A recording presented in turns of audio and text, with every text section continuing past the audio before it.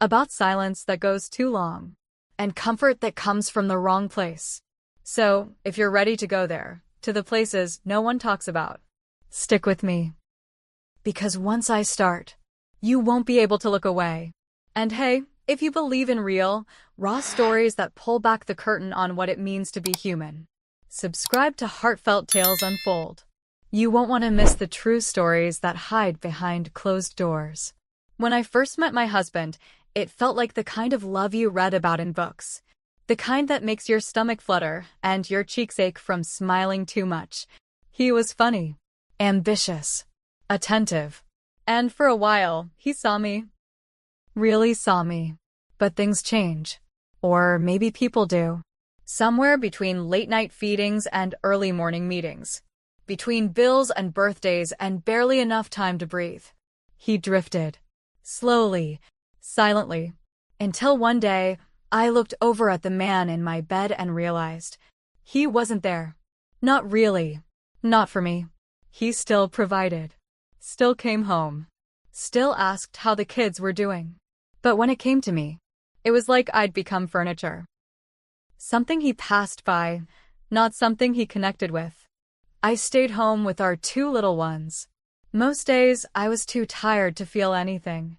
But every now and then, a sharp loneliness would hit me in the chest out of nowhere. Like I was disappearing in my own life. I didn't want grand gestures. Just presence. Just someone to ask how I was doing and wait long enough to hear the answer. That's where David came in. He and my husband had been best friends since college. David was always around for birthdays, barbecues, the occasional weekend game night. He had this ease about him. Warm eyes. The kind of laugh that made you feel like you were in on something, even if you didn't know what it was. He'd been through a messy divorce the year before. No kids. Said he regretted not building a family when he had the chance. He started checking in more. Helping with the kids. Bringing over groceries. Fixing little things around the house my husband said he'd get to. But never did. At first, it felt innocent. Kind. Appreciated. And maybe it was. But I started to notice the way he looked at me. Not in a creepy way. Just longer. Softer. Like he was really listening. When I'd talk about how exhausted I was, he'd nod like he understood. Like he actually heard me. When I laughed at something silly, he'd smile in this quiet way that made my chest feel warm. Like I wasn't invisible. I didn't think anything of it then. At least I told myself I didn't. But looking back, that house, that perfect little house on a perfect little street in our perfect little neighborhood. It was hollow. It looked fine on the outside. Clean. Organized. Alive. But on the inside, it was quiet. Too quiet. Like a museum after closing. Everything in its place. Nothing truly alive. The kids filled some of that space. Their laughter, their chaos, their tiny little hands reaching for mine. But once they were tucked in, it was just me. Me and the silence. And every night, I'd lie in bed next to a man who didn't ask how my day was, who didn't even turn to face me anymore. And then there was David, knocking at the door, showing up with groceries, or tools, or stories to make me laugh. Always with a smile. Always with time. Always seeing me. I didn't know it then, but something had already started. Not with words. Not with touches. But with glances. And the kind of silence that doesn't feel empty, it feels full. Heavy. Like it's waiting for something to happen. He left again that morning. Just like all the other times. Kiss on the cheek. Quick goodbye. No eye contact. No softness. Just a suitcase, a schedule, and silence. Back by Sunday, he said, grabbing his keys. Like I was the babysitter. Like he forgot I was his wife. I nodded. Didn't say a word. What was the point? I went through the motions: breakfast, school run, laundry, dishes. The sky darkened early that day. You know the kind of sky that feels heavy, like it's holding something back? It was one of those. By evening, the wind was howling. Rain beating down like angry fists against the windows. The lights flickered once, then died. I stood there in the hallway, holding a candle. The kids were already asleep upstairs. And I felt exposed, alone, like the whole house had exhaled and left me standing in the dark. Then, knock knock. My heart jumped. I crept to the door, half expecting it to be a branch, or the wind, or nothing at all. But it was him. David. Soaked from the rain, holding a bag of groceries in one hand and a flashlight in the other. "Didn't want you stuck in the dark alone," he said. Voice calm, like he knew I needed something before I did. I laughed. I think it was more nerves than anything. I told him to come in. He kicked off his shoes, dripped water all over the entryway. We lit a few candles, sat at the kitchen table. The glow made everything feel softer, safer. He poured 2 glasses of wine, one he brought over from his place. Said it was an old favorite he used to share with his ex. We laughed about how terrible the label looked. The storm raged outside. But in here, it felt like a pocket of calm. The kind of moment you don't expect to mean anything until it does. We talked. Not about the weather. Not about errands or work. About life. About feeling invisible. About how some nights are so quiet, they scream. About how tired I was of holding it all together with no one holding me. And he listened. Not like most people do, just waiting for their turn to speak. No. He heard me. Every word. And something about that. God, it cracked something open. For the first time in so long, I felt seen. Not as a mom. Not as a wife. Just as me. We didn't touch. Didn't say anything inappropriate. But when the power finally blinked back on and he stood to leave, he reached for my shoulder. Just a light touch. Reassuring. Grateful. But his hand stayed there. 1 second too long. His thumb brushed against my collarbone, almost without meaning to. I froze. My heart, it didn't race. It remembered. Because in that one small, quiet second, my body soaked in something I hadn't felt in so long. Tenderness. Gentleness. Connection. He said goodnight, stepped out into the rain, and the door clicked shut behind him. I stood there, hand still on my shoulder where his fingers had been. Not moving. Not breathing. I told myself it was nothing. But deep down, my heart had already memorized that touch. That night, I couldn't sleep. I climbed into bed, pulled the blanket up to my chin, and stared at the ceiling like it had answers. But my thoughts wouldn't stop. Was I just lonely? Was I overthinking it? Maybe it was nothing. Maybe he touches everyone like that. Maybe I imagined the way his thumb moved. Maybe it wasn't anything at all. But it felt like something, and that was the problem. Because I liked it. And the second I admitted that to myself, even in the silence of my own mind, this wave of guilt hit me like a punch to the chest. Not because I did anything wrong. We didn't kiss. We didn't even flirt. We just talked. But still, why did it feel like I had crossed a line? I thought about my husband. How he'd barely looked at me before leaving. How he didn't even notice I'd cut my hair last week. 6 inches gone. Not a word. David noticed. The moment he walked in that night, he looked at me and said, "Something's different about you. You look refreshed." And it wasn't what he said, it was how he said it. Like I mattered. Like I was visible. I rolled over, squeezed my eyes shut, and told myself to stop. Told myself I was tired. Told myself to be better than this. I didn't want attention from anyone else. I didn't want to feel like I needed it. But the truth is, I was starving. Starving for connection. For affection. For someone to ask how I was doing and stay in the room long enough to hear the answer. And David. He stayed. I reached for my phone. Not to call anyone, just. I don't know. Maybe to feel less alone. No missed calls. No messages from my husband. No good night. No, how's the storm? Nothing. But there was one new message. David, let me know if you need anything. You don't have to go through this alone. My chest tightened. It was simple. Kind. Safe. and somehow exactly what I needed. But I didn't reply. I just stared at the screen, thumb hovering over the keyboard, heart pounding in my throat. Because what do you say when someone finally sees you and your whole world is built on being unseen? I put the phone down, laid back, listened to the rain tapping on the windows like it had something to say. And somewhere in the space between guilt and longing, I knew this wasn't over. Whatever this was. Because once you've been seen, truly seen, it's almost impossible to go back to being invisible. After that night, something shifted. Not out loud. Not in any obvious way. But underneath it all, something had changed. David started coming by more often. Always with a reason. He brought over batteries for the kids' toys. Fixed the loose hinge on the back door. Helped me lift boxes I'd been meaning to move for months.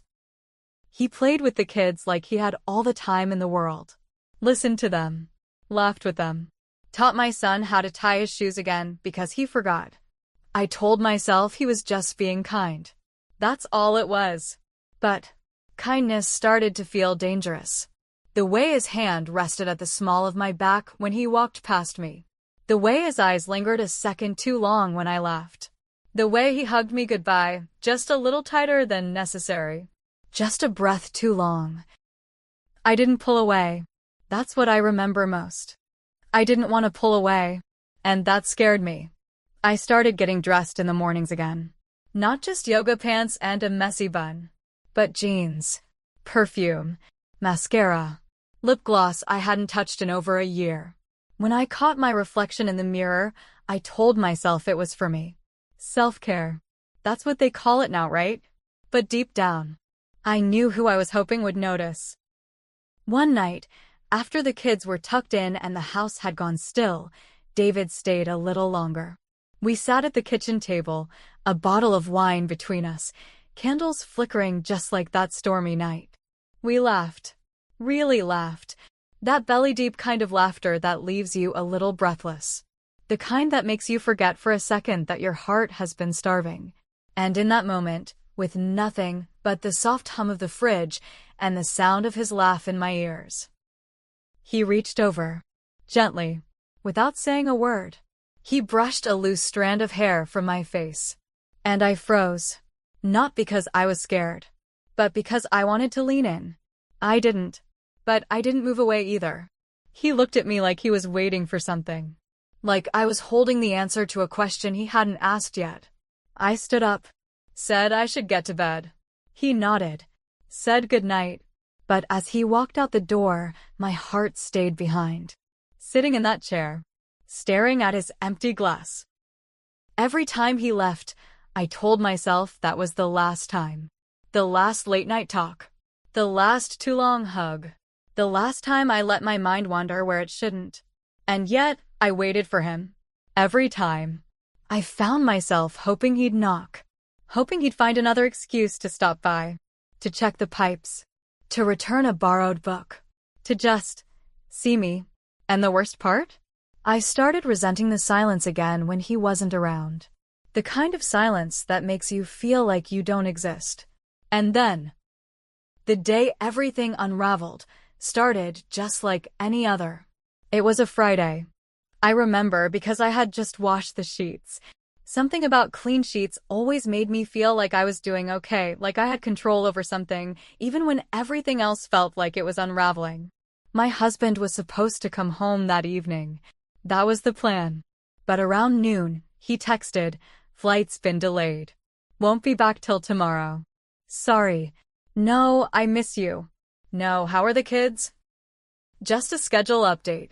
Like I was a receptionist in his life. I stared at the screen for a long time. Then I put the phone down, took a deep breath, and kept folding laundry. A few hours later, there was a knock on the door. And I didn't even have to ask who it was. David. This time, he brought takeout, my favorite. Said he figured I could use a break. The kids were already next door with our neighbor, having a little sleepover with her girls. They'd been begging for it all week. So for once, the house was quiet in a different kind of way. Not lonely, just soft. We sat on the couch with our dinner, Plates in our laps. Talked about nothing at first, shows we were watching, food we wanted to try, stupid childhood memories. And then the rain started. Not a storm, just a gentle drizzle. One of those rains that wraps itself around the house like a blanket. We didn't turn on the lights. The room was lit by the soft glow of the lamp by the bookshelf, casting shadows that made everything feel slower. Safer. We weren't touching. We weren't even sitting that close. But something was happening. I could feel it. Like the air between us had gotten heavier. Thicker. The space was there, but it felt electric. I looked at him. He looked at me. And I swear we both knew. I said something, I can't even remember what it was, and we both laughed. Not loud. Just the soft, breathy kind of laugh that left us sitting in silence afterward. And then he leaned in. It wasn't rushed. Wasn't forced. He moved slowly. Gave me time to stop him. Gave me space to choose. And I didn't move. I let him kiss me. And for a moment, everything else disappeared. The years of feeling invisible. The ache I carried in my chest every time my husband looked right through me. The guilt. The fear. All of it went quiet. It was just warmth. Just closeness. Just breath and skin and this terrifying, beautiful sense of being wanted. And then, the door slammed. I jumped. David pulled away, his eyes wide, and there standing in the doorway was my husband, soaking wet from the rain, holding his keys, silent, still. His eyes moved from me, to David, to the untouched food on the coffee table, and then back to me. He didn't yell, didn't say a word. He just stared, like he didn't recognize what he was looking at, like I had become someone else entirely. Right there in front of him. Then he turned around, walked out. The door closed behind him, and I didn't move, because I knew, whatever came next, there was no going back. The door closed behind him, and the silence that followed wasn't like before. It wasn't soft. It wasn't empty. It was loud, deafening, like the walls themselves were holding their breath. David stood there for a second, still, frozen, and then he said I should go. No apology. No explanation. Just that. I should go. He grabbed his jacket, didn't meet my eyes, and walked out into the rain. And just like that, he was gone too. I stood in the living room, barefoot on the rug, my heart still pounding in a rhythm I couldn't calm. I didn't cry. Not right away. I just stood there, staring at the door, waiting for something, anything, to make this feel less real. I called my husband. Straight to voicemail. I called again. Then I texted. Then again. Please come back. Please let's talk. I'm sorry. I didn't mean for this to happen. Nothing. No reply. He didn't come home that night. Or the next. And the silence that followed wasn't peaceful. It was sharp. Accusing. Cold. The kids started asking where he was. Is Daddy working late again? Did he forget it was movie night? Why didn't he say goodbye? I told them he was busy. I told them he'd be back soon. But every word felt like a lie. I kept checking my phone. Not just for him. For David too. Nothing. I sent one message. Are you okay? No response. Another. Can we talk? Still nothing. Days passed. And that's when the whispers started. A friend of mine, someone I used to go on stroller walks with, suddenly canceled plans. Didn't answer my calls. Didn't wave at school pickup. Someone had seen me and David together the week before. At the grocery store. Laughing. Too close. Rumors don't wait for facts. They bloom like wildflowers. Fast. Messy. Everywhere. People pulled away quietly. Little by little. Texts stopped coming. Invites dried up.